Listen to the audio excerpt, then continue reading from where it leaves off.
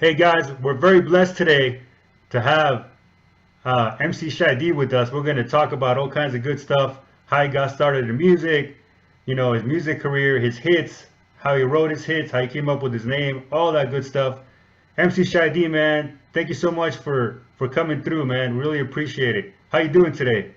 Oh, everything good, brother. Everything good. Just waking up. Good, man. I hear you're DJing these days, so you're staying up, real late like we always do.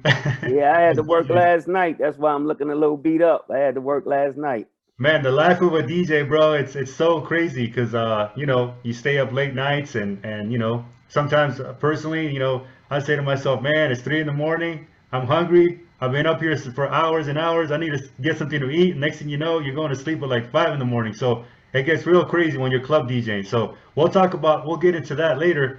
I'd love to Okay. ask you about how you got into DJing, but my first question, man, how did you get into music and rapping and all that good stuff? Well, basically, I was a fan of Grandmaster Flash, Furious 5. Then, me being from the Bronx, Africa Bambaataa, we lived in the same projects, Bronx River Projects out of New York City. So basically, I grew up listening to them and everything, and then I was like, hey, I want to get into the game. And how did you get your first break? You know what I mean? Like, did you do some like mixtape stuff? Did you do some shows? How did you hook up with the label? Did you start your own label? How did that happen?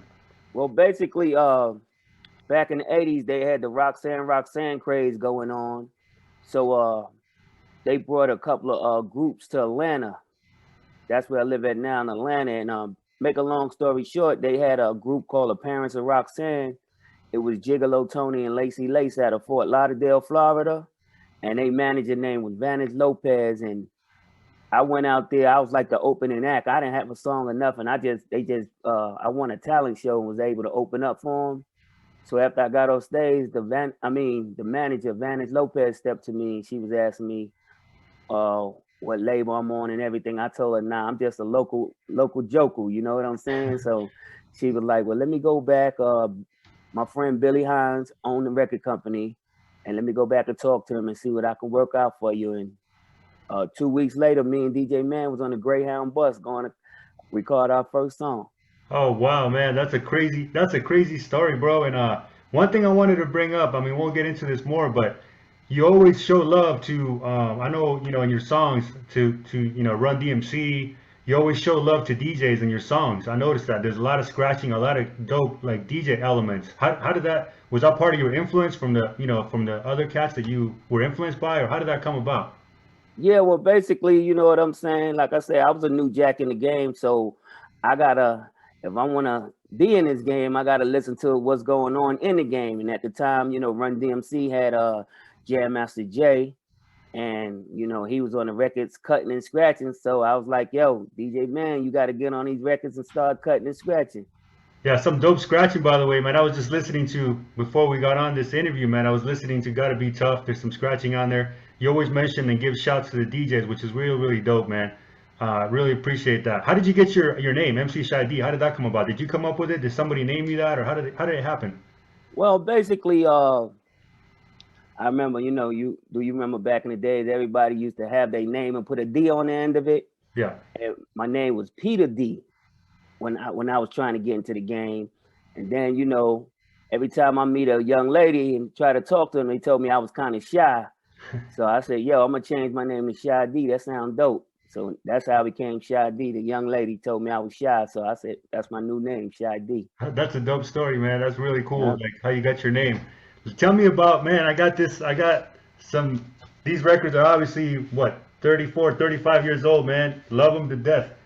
Gotta be tough. Flip side, we don't play. You know, I got shake it here. You got a bunch of dope records, man. Obviously a big fan. Tell me about the recording process, those songs, especially something like "Gotta Be Tough." Did you guys all collaborate in the studio? You guys met up? You have a block of time, or did they come to you with the beat? Were you guys, Okay, man. how's the process going? This gonna be a crazy story, but it's the truth. You know what I'm saying? And I don't hate to pat myself on the back or nothing, but what I used to do was I had a 909. I didn't have a 808. So what I did with Gotta Be Tough, I programmed the beat in a 909, and then, like I say, the whole idea of the Earth, Wind, and Fire, all that, everything, believe it or not, came from me.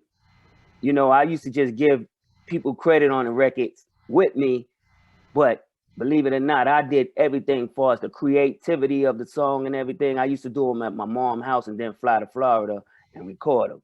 So how Gotta Be Tough came about was, like I said, I had a 909. So when I got down with Luke, um, DJ Mr. Mix, I told him I want the same beat, but I want it in an 808.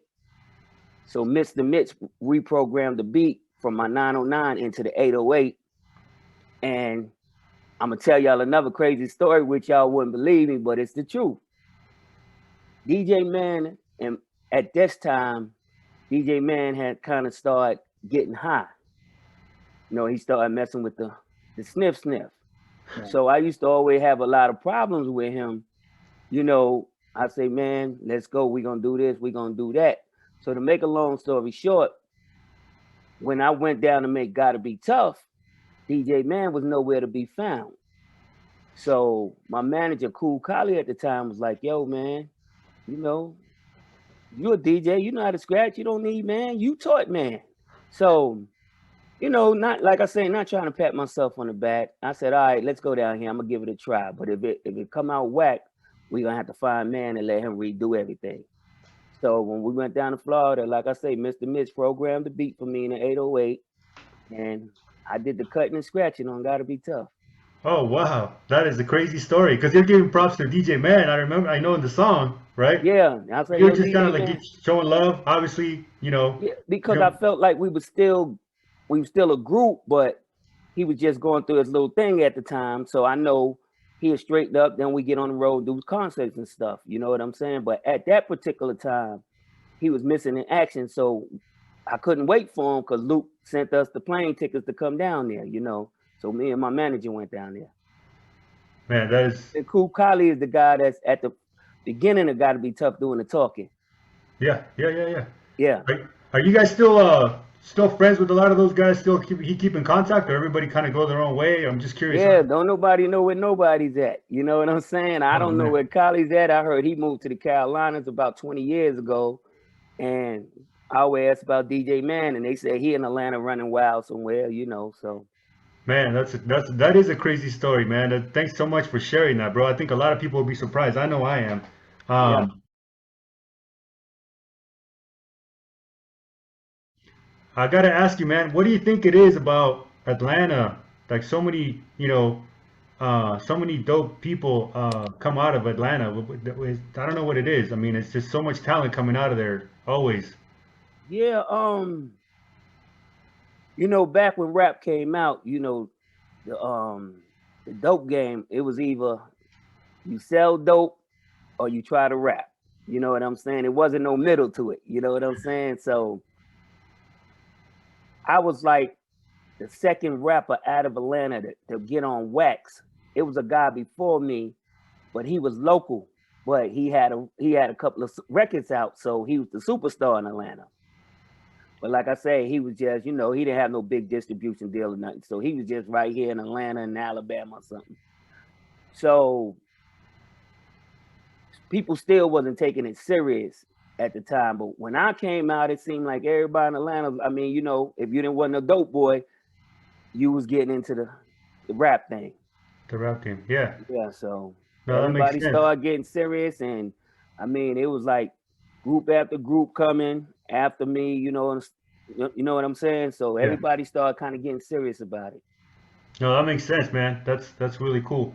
Let me ask you about this record is really different, man. Shake It.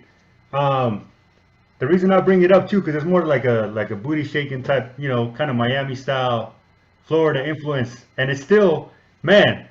I couldn't go, but I saw the footage when you were in San Jose, and I'm telling Yeah. you right now, Jason and I both rock many clubs.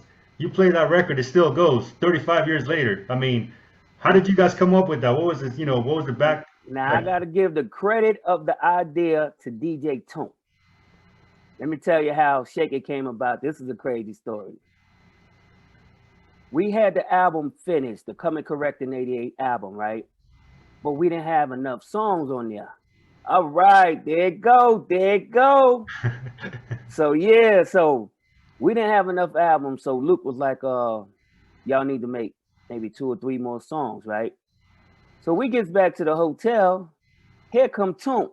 Hey man, we need to make a song like the 2 Live Crew, man.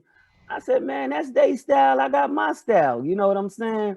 He's like, yeah, man, you like a battle rapper, man. You need to make something for the ladies. You know what I'm saying? So we get the ladies down with us. You know what I'm saying?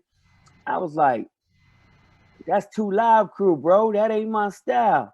He said, man, just make one, please. Just make one. I said, all right. I said, yo, Mike Fresh, you got a beat? And Mike Fresh, the Shake It beat, believe it or not, was for these girls out of Texas we was gonna produce. And that beat was for them, but Luke dropped them. Luke had dropped them. He didn't want to put them out. So Mike Fresh said, well, I got that beat I did for them girls. I said, well, let me check it out again. So I heard it. I was like, yo, I could do something with that. I could do something with that. So Mike had the beat already, and I got that pen and pad, man. 30 minutes, man. We went to the studio and made it. That is crazy. That is crazy. Such a hit. It's still a hit. You can play it at weddings. You can play it at the club. By the way, just I don't know.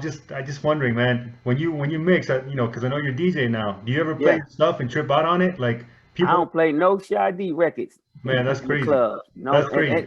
And people in Atlanta really gets mad at me, but I told them it's a mental thing with me. You know, I can't play my record, see people on the dance floor dancing. That really messes with me mentally, you know, because the whole game of entertainment, sports and everything is egos. And that's why I made I'm Not a Star, because that's one thing I didn't have was an ego. You know what I'm saying? Anybody, oh, there you go. Oh, there you go. You know what I'm saying? Yeah. So yeah, that was my thing. Everybody had ego. So that's, like I say, that's why I made I'm Not a Star.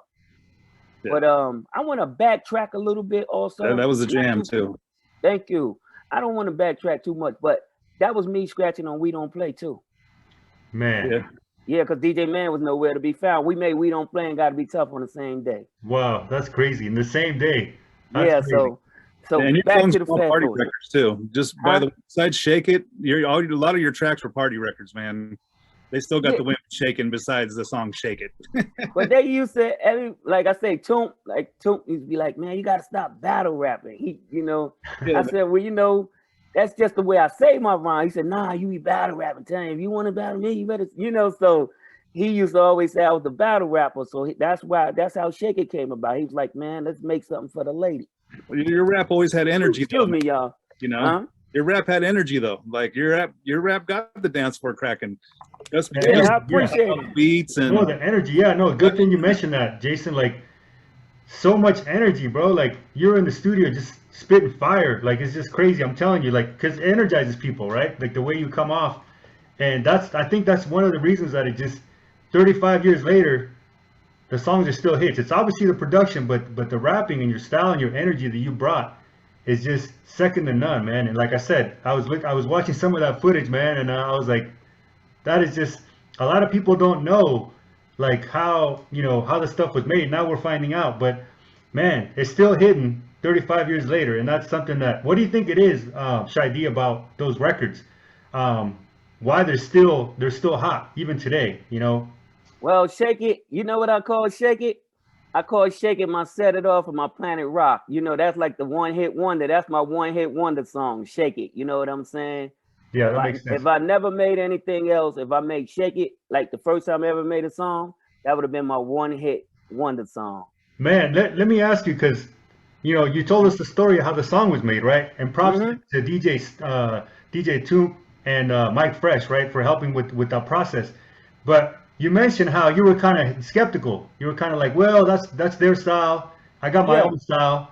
But you did it anyway, right? And sometimes in hindsight, you notice things like that. You're like, man, I wonder what would have happened if I wouldn't have made it, you know, for example, Shake It. Did you ever think about that? If I'd let my ego get to me and say, no, I'm not going to do it, I would not have been as big as I was, you know, because Shake It crossed over to the Latino crowd and the white audience. You know what I'm saying? So I mean, I went from being a hood superstar to, you know, a crossover superstar with Shake It. You know what I'm saying? Yeah, and then like that's what I'm saying. Like it could have not happened if you put you know, you mentioned something. There's a book called Ego is the Enemy, and that's kind of what you're reminding me of, because sometimes we get kind of in our own way, so to speak. Not to get too philosophical, but that was obviously a really good decision. You know, doing the song, even though you weren't sure about it. You're like, you know what? Let's do it. I'll write something. Let's make it happen.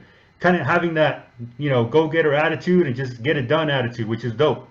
So much props to you. Obviously, we're really thankful for it. We love the song. We still play it. So at the club, weddings, anywhere. So you know, much props to you for saying, you know what, yeah, we're gonna make this happen. That is just a dope story, man. I'm so surprised. Yeah, I didn't mean to cut you off, because on the Gotta Be Tough album, believe it or not, the whole Gotta Be Tough album was kind of me by myself. I mean, I had, you know, DJ Man there later on. I had Collie there with me, but every song I really came up with the idea. I did them at my mom's house, and then I took them down the loop.